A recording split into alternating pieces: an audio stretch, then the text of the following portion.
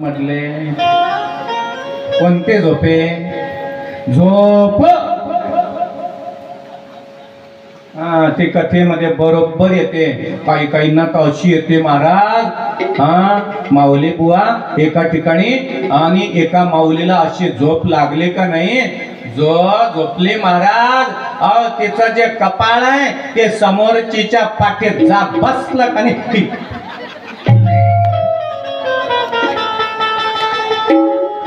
म्हणून आणि झोप जी आहे आणि त्या झोपेला सांभाळा बरं, नका विनाकारण कोणाला धक्का लागायला. म्हणून आली तरी अशी प्रॅक्टिस करा मस्त कथेत, आपल्याला न हलता झोपता आलं पाहिजे.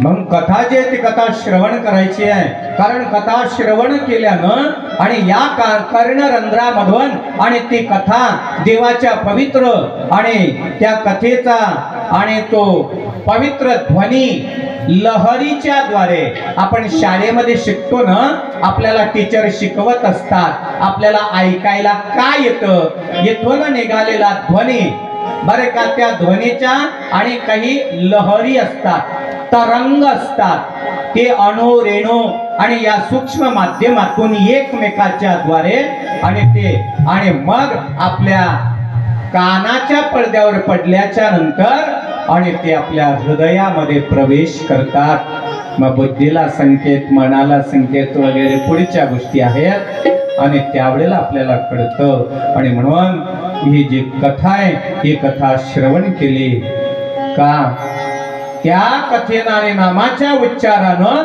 आपल्या जवळ असलेलं जे पाप आहे ते पाप पळतं पुढे. पण कथेत ज्याला झोप लागली त्याच्या डोक्यावर येऊन बसत.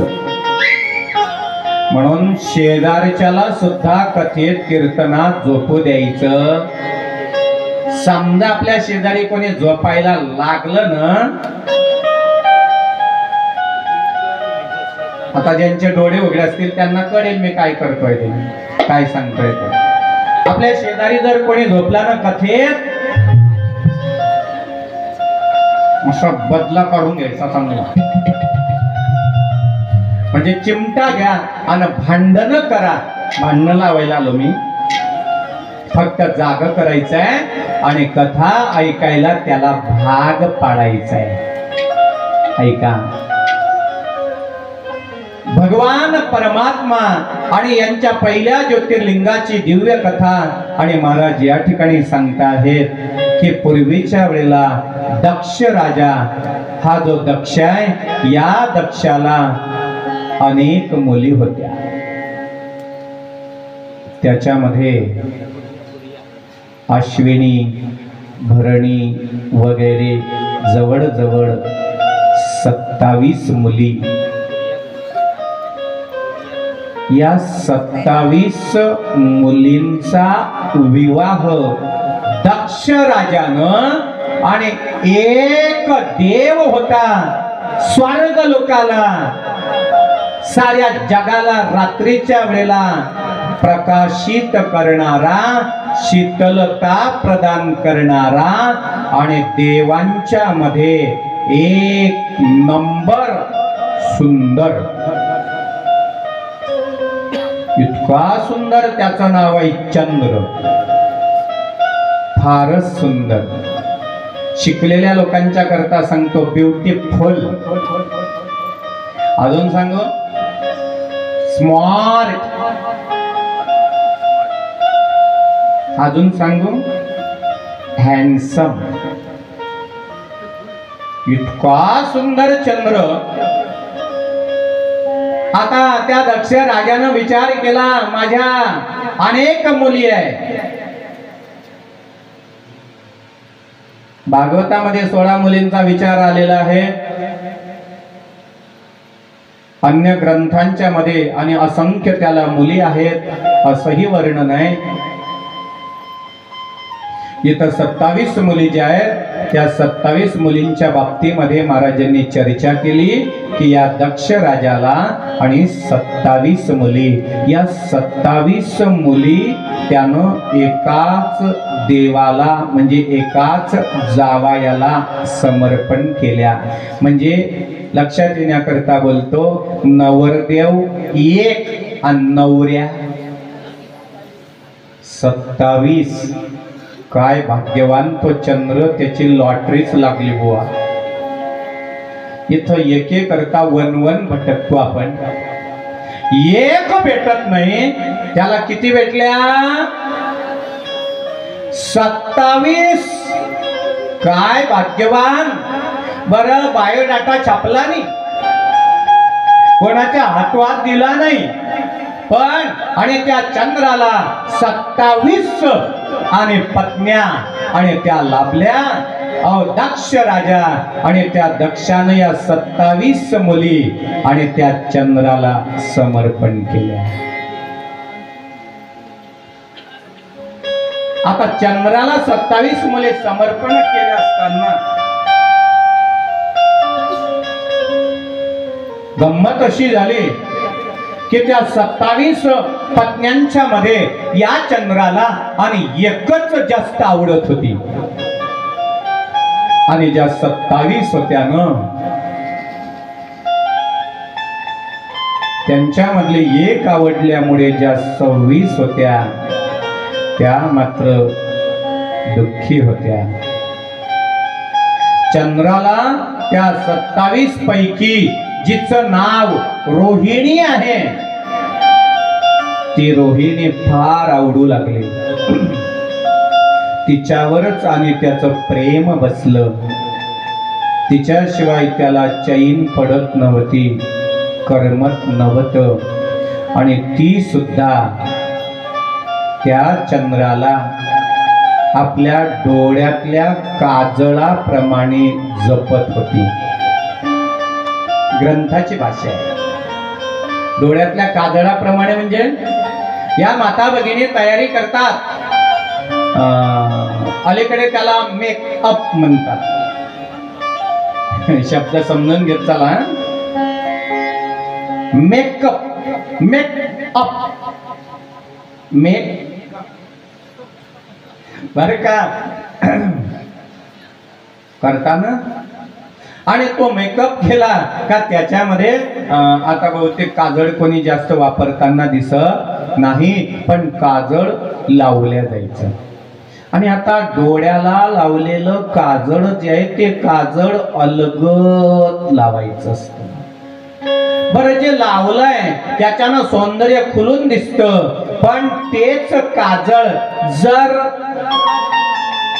अश्रूनं म्हणा, डोळ्यातल्या पाण्यानं म्हणा ओलं झालं आणि गालावर आलं तर अवतार कसा दिसतो.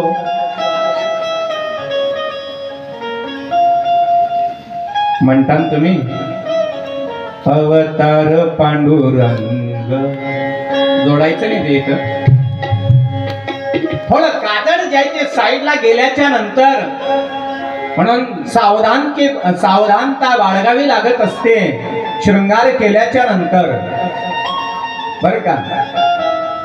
म्हणून ते पार्लर मध्ये गेल्यावर ते सांगतात तुम्हाला काय सूट होत आहे सांगा, नाही तर उपाधी यायला नको पाठीमागे. चला, आता जसं काजळ त्या काजळाला नारी सांभाळते, डोळ्यामध्ये जपते त्याला, आणि तशी ती रोहिणी आणि त्या चंद्राला जपत होती नेहमी. आणि त्याच्याच दृष्टीच्या समोर आणि ती बसलेली असायची. आणि ते पाहिल्याच्या नंतर ज्या 26 बहिणी होत्या, सख्या बहिणी होत्या रोहिणी सहित, आता आपल्याला पतिराजा असताना आणि पतिराजा आपल्यावर प्रेम करत नाही, आणि म्हणून ज्या 26 होत्या त्यांच्या हृदयाला पीडा होत होती. अंतःकरण जे आहे ते अंतःकरण जळत होतं. वास्तविक पाहता कोण्याही स्त्रीच्या जीवनामध्ये सवत असूच नाही.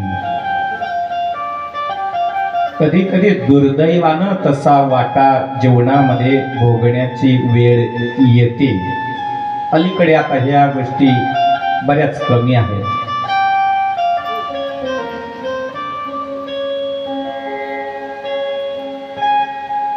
ज्यांना पती म्हणून चंद्रासारखा सौंदर्यवान पती मिळाला, पण तो चंद्र आपल्याला परिपूर्ण प्रेम देत नाही.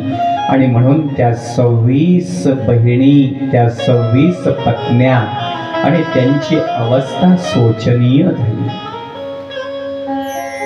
एकांतामध्ये बसायच्या. एक बहीण दुसऱ्या बहिणीला म्हणायची, ताई काय करायचं ग, बाबांनी तर आपलं लग्न लावून दिलंय, पण आपला पतिराज हा चंद्र आणि त्या रोहिणीवरच प्रेम करतो ग. बघ ना ग ताई, हे रोहिणी सुद्धा आणि आपला अधिकार, आपला जो अधिकार आहे तो अधिकार आणि त्याच्यावरती ताबा तिनं मिळवलाय. आणि म्हणून एक बहीण रडली का दुसरी रडायची आपसामध्ये आणि गळ्यात पडून. आणि त्या 26 बहिणी रडत होत्या, चंद्राला विनवणी करत होत्या, आम्ही तुमची पत्नी आहोत, आम्हाला सगळ्यांना सारखं प्रेम द्या. तुम्ही रोहिणीवरच प्रेम करतात पती राजा, असा भेद आणि का बरं तुम्ही करताय? आणि असं जर करायचं होतं तर आमच्याशी लग्न करून आणि आमच्या जीवनाचं मातेर का केलंच? चंद्रावर त्याचा काही परिणाम झाला नाही. आणि म्हणून त्या 26 बहिणींनी विचार केला की आता, आणि ही आपल्या अंतःकरणातली व्यथा, अंतःकरणातली जी पीडा आहे ती पीडा आपल्या बाबांना जर सांगितली तर, त्यामध्ये जी आणि मोठी बहीण समजणार, त्या समजदार बहिणीनं सांगितलं, अगं वेडी झालीस का? ज्या बाबांनी आपल्याला जन्माला घातलं, ज्या बाबांनी आपल्याला लहानाचं मोठं केलं, आणि त्या बाबांना कसं काय सांगायचं आपल्या अंतःकरणातली व्यथा, आपल्या अंतःकरणातली जी पीडा आहे, आणि ती पीडा बाबांना कोण्या तोंडाने सांगायची? ते जे दुःख आहे ते दुःख आणि आपल्या पोटामध्ये, आपल्या हृदयामध्ये, आणि त्या बहिणी ज्या आहेत त्या बहिणी आणि स्थिर करीत जीवन जगत होत्या. आणि असं जीवन जगत असताना दुःख होत आहे. परंतु चंद्राला आणि रोहिणीला त्यांच्याबद्दल काही घेणं देणं नाही. त्या 26 मधल्यांनी जर त्याला जेवणाकरता बोलवलं, पाणी प्यायला दिलं, तर यांच्याचं जेवणही घेत नव्हता, यांच्याचं पाणीही घेत नव्हता. आणि त्यावेळेला त्यांच्या हृदयाला पीडा होत होती. ऐका, स्त्रीचं जे जीवन आहे ते स्त्रीचं जीवन पतीच्या आधारावर आहे. आणि पतिदेव असताना जर स्त्रीला परिपूर्ण प्रेम देत नसेल तर त्या स्त्रीचं जीवन नरकाच्या समान आहे.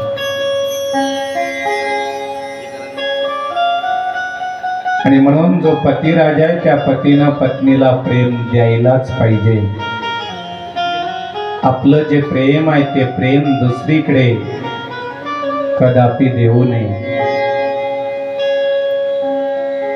ज्याप्रमाणे एखादी विधवा माता असावी आणि त्या विधवेच्या जीवनात जसा दुःखाचा प्रसंग आहे, दुःखाचा कडालोट आहे, त्याचप्रमाणे जिवंत पती असताना जर पती आपल्या पत्नीवरती प्रेम करत नसेल तर त्या स्त्रीची अवस्था एखाद्या विधवा स्त्रीप्रमाणे, विधवा मातेप्रमाणे आहे.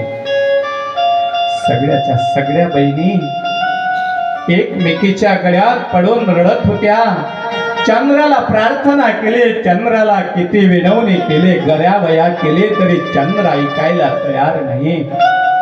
बाकीच्या सगळ्या बहिणी म्हणत होत्या, ताई तू म्हणतेस, पण आता आपण बाबाकडे गेलो पाहिजे, आपलं जीवन असंच घालवायचं का? आणि म्हणून एक दिवस सगळ्याच्या सगळ्या बहिणी आणि आपलं लहानसं तोंड घेऊन अन्न पाणी वगैरे त्यागलेलं त्यांनी आपल्या जीवनात, अन्न पाण्याचा त्याग केल्यामुळे पतिराजाचं प्रेम न मिळाल्यामुळे आणि त्या बहिणी आणि त्या ठिकाणी वाळून गेल्या अंगावरचं मांस जय ते कमी झालं. कारण बापाच्या घरी आईच्या घरी जे प्रेम आहे ते प्रेम, त्यावेळेची तब्येत आणि आता पतीकडे गेल्याच्या नंतर आणि अंतःकरणातले पीडा आणि त्यामुळे त्यांचं शरीर खंगून गेलेलं आणि वाळून गेलेल्या त्या 26 बहिणी जन्मदात्या बापाकडे आल्या आणि बाबांना नमस्कार केला. दक्ष राजा सिंहासारखा होता, फार मोठी ताकद होती. एवढ्या मोठ्या आणि आपल्या सिंहरूपी बापाला आपल्या अंतःकरणातली व्यथा आणि कशी बरं सांगावी एकाही मुलीची हिम्मत होत नाही. तेव्हा त्यांच्यामध्ये एक मुलगी तिनं हिम्मत केली, सांगितलं बाबा तुम्ही आमचं लग्न करून दिलं. तुम्हाला वाटतं ना या तुमच्या सगळ्या मुले सुखी व्हाव्या म्हणून तुम्ही आम्हाला आणि सुखरूप असा वैभवानं सौंदर्यानं युक्त असलेला चंद्र आणि त्या चंद्राची निवड करून आणि पतिरूपानं तुम्ही आम्हाला तो समर्पण केला ना बाबा. पण काय सांगायचं, लाज वाटते बाबा आम्हाला. ज्या बापानं जन्माला घातलं, ज्यानं लहानाचं मोठं केलं, लालन पालन केलं, त्या बापाशी आणि ही भाषा, हे शब्द अंतःकरणातलं दुःख कसं बरं सादर करावं. पण आणि आता नाविलाजानं आम्हाला सांगावं लागतंय बाबा हा चंद्र आहे ना तुमचा जावाई, आमच्यावर अजिबात प्रेम करत नाही आणि ती जी रोहिणी आहे ना त्या रोहिणीवर फार प्रेम करतो बाबा. लग्न झाल्यापासून आजपर्यंत आणि आम्ही जेवढ्या तुमच्या जवळ आलोत आम्हाला एकीलाही पतीचं प्रेम काय आहे, पतीचं गोड बोलणं काय आहे आणि हे आम्हाला आजपर्यंत माहित नाही. बाबा आम्हाला आता तिकडे नका पाठवू. दक्ष राजानं आपल्या सगळ्या लेकीला जवळ घेतलं, आपल्या मुलीच्या पाठीवरून हात फिरवायला लागला. कारण बापाचं कर्तव्य आहे, बाप समजूत घालत असतो. आताचा काळ ठीक आहे म्हणून बरं आहे, काहीतरी पूर्वीच्या वेळेला कठीण प्रसंगाला जन्मदात्याला सामोरे जावं लागत होतं. आणि मग आता जी माहेरच्या प्रेमात वाढलेली आणि ती जेव्हा सासरला जायची ना, सासरला गेल्याच्या नंतर सासरच्या लोकांनी छळ केला का मग आणि त्या मुलीनं बापाकडे यावं आणि बाबांना घरी आल्यावर सांगावं बाबा मला आता सासरला जायचं नाहीये. खा ग बेटा असं काय म्हणते बाबा, त्या सासरला जाऊन काय करायचं जिथं तुमच्यासारखा बाप नाही. बाबा मला वाटलं होतं माझा सासरा आणि तुमच्यासारखा मुलीप्रमाणे माझ्यावर प्रेम करणारा असेल, पण बाबा माझा सासरा माझ्याशी कधी चांगला बोलत नाही. इतक्या शिव्या त्याच्या तोंडातनं निघतात की मला त्याला सासरा म्हणायला सुद्धा लाज वाटते. बाबा मला वाटलं होतं माझे सासू आणि माझ्या आई सारखी असेल, परंतु माझे सासू माझ्यावर लाल लाल डोळे करून बघते, टोचून मला बोलते. माझा दीर वाटलं होतं माझ्या भावाप्रमाणे असेल, पण आणि नको त्या शब्दाने आणि तो माझ्या अंतःकरणाला पीडा देतो. घरातले सगळेच्या सगळे माझा छळ करतात बाबा. म्हणून मी तुम्हाला विनंती करते, मला तुम्ही इकडे आणि आता जर तुम्हालाही माझं ओझं झालं असेल तर मला विष पाजा, एखाद्या विहिरीत लोटून द्या, पण मला त्या सासरला नका पाठवू बाबा. सासरची लोक चांगली नाहीत.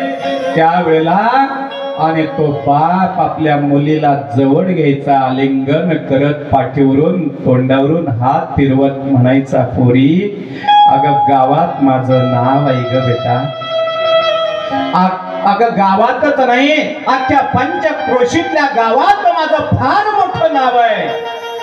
आणि जर बेटा तू जर घरी आले माहेरला, सगळ्या गावात आजूबाजूच्या गावात माझं नाक कापलं जाईल. लोक म्हणतील याच्या मुलीचं लग्न झालं होतं, पण सासरला थांबली नाही. सासरच्या लोकांनी तिला परत आणलं.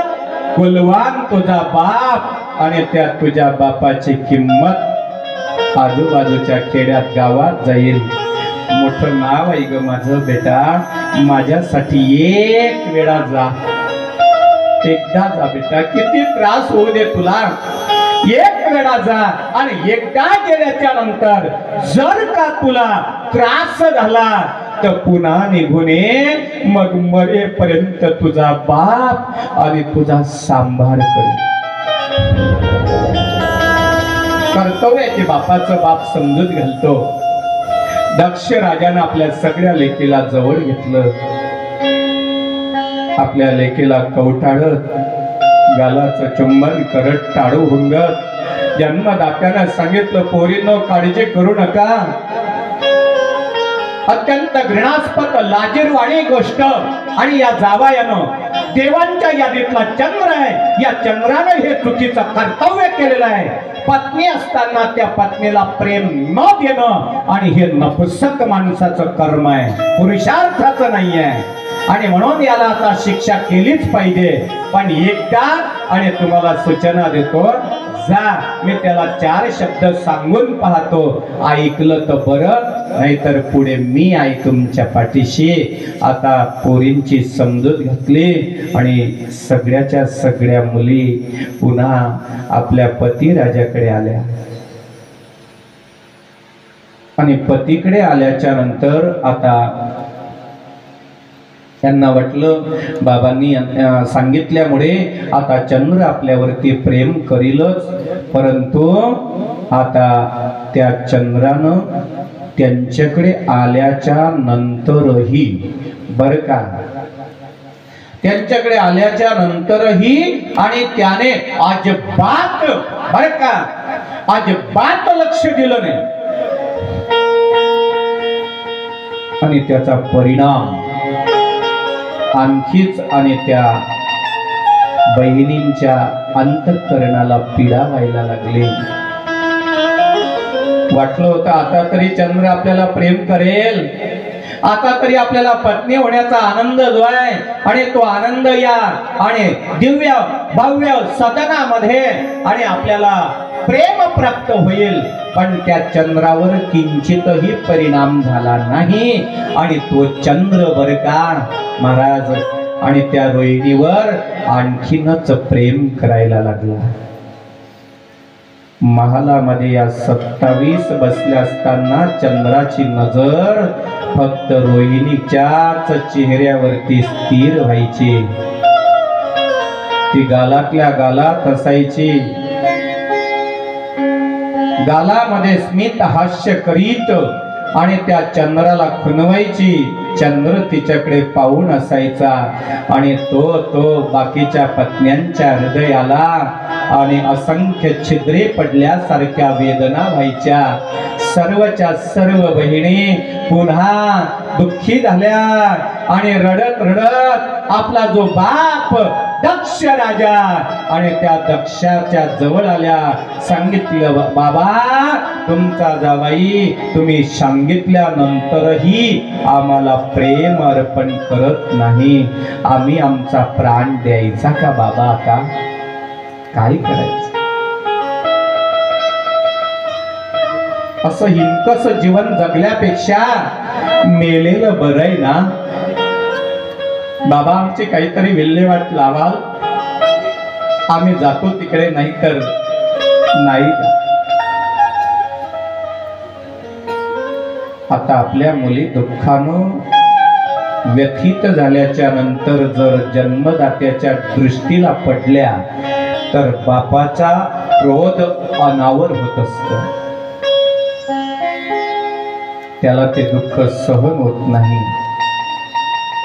असा कोण्या बापाच्या जीवनात प्रसंग येऊ नये. मुलीचा विवाह व्हावा आणि त्या मुलीला घरच्या लोकांनी सांभाळू नये। जेव्हा जेव्हा जन्मदाता बाप त्या आपल्या घरी वापस आलेल्या मुलीला पाहतो ना, त्याच्या हृदयाला असंख्य छिद्रे पडतात। दिसतो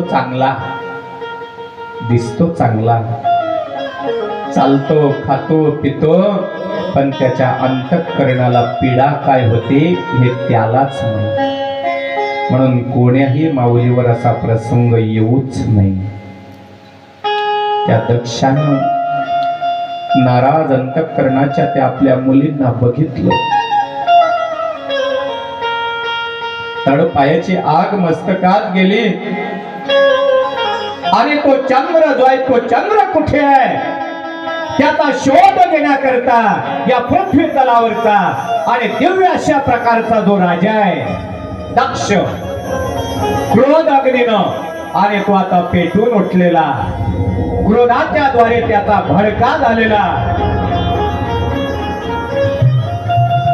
आता हा जो चंद्र, या चंद्राला शिक्षाच केली पाहिजे आणि म्हणून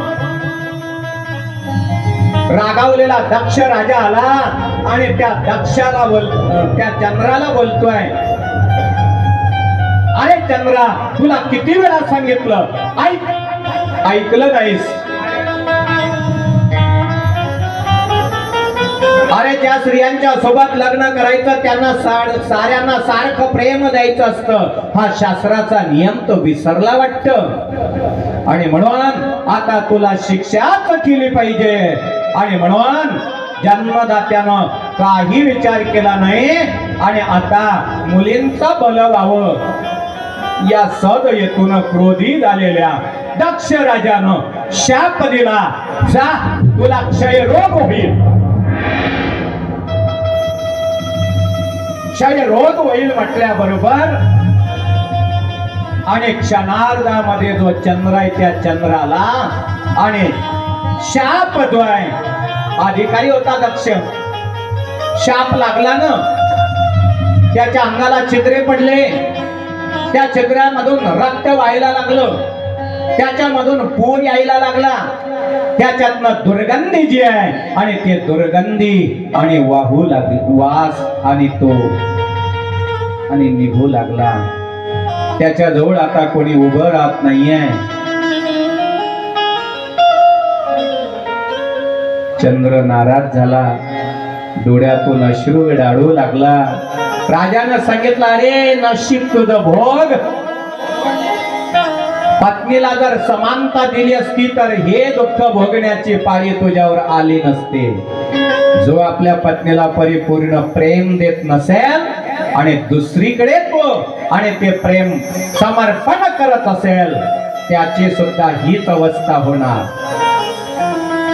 बर का। जी आपल्या आधारानं आणि आपली झालेली आहे, अर्धांगिनी झाली आहे, जिने आपल्याला सर्वस्व समर्पण केलंय आणि तिला प्रेम दिलंच पाहिजे। नाही दिलं तर चंद्रासारखी अवस्था आणि व्हायला वेळ लागत नाही। चंद्र जो आहे अहो शाप लागता बरोबर हळूहळू क्षीण व्हायला लागला।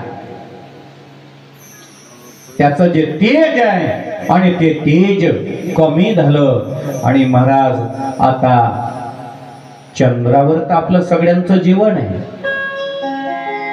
शेतकरी राजा जो जिवंत आहे तो जिवंत कोणामुळे आहे? सूर्यनारायण चंद्रदेव।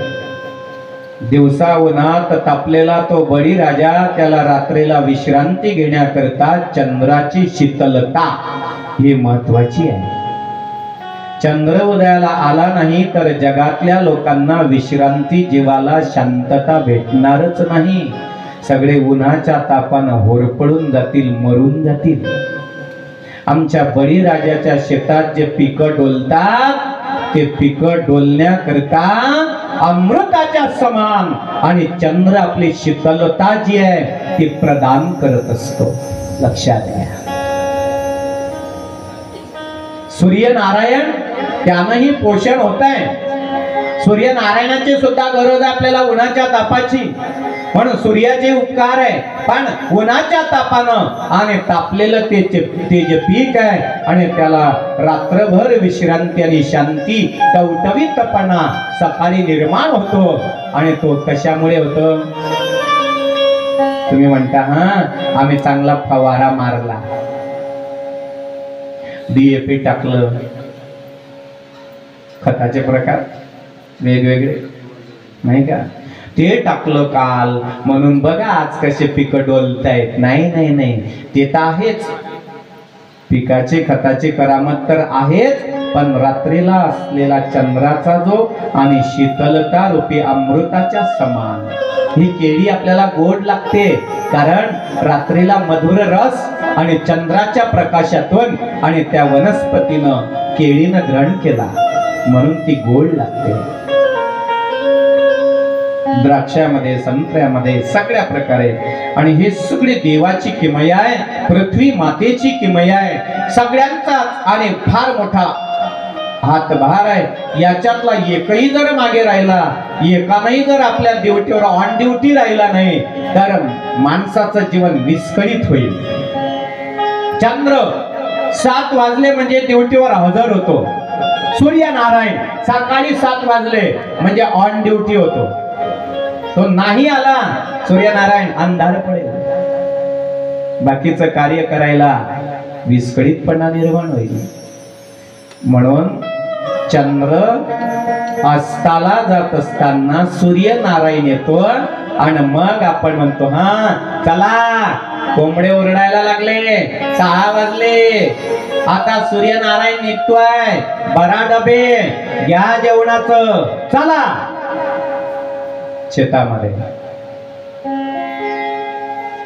तुम्ही आपण सगळे सुखी आहोत, कारण आमचा बळीराजा सकाळी 4 वाजता उठतात. 4 वाजेला 4 वाजले स्वयंपाक करता या माता भगिनी पटापट उरकतात. कसं काय जमतं तुम्हाला काय माहिती, काय पटापट भाजी लगेच, पोळ्या लगेच, आणि 7 वाजत नाही भाऊ दातक घासतो तेवढ्यात म्हणते हा चला.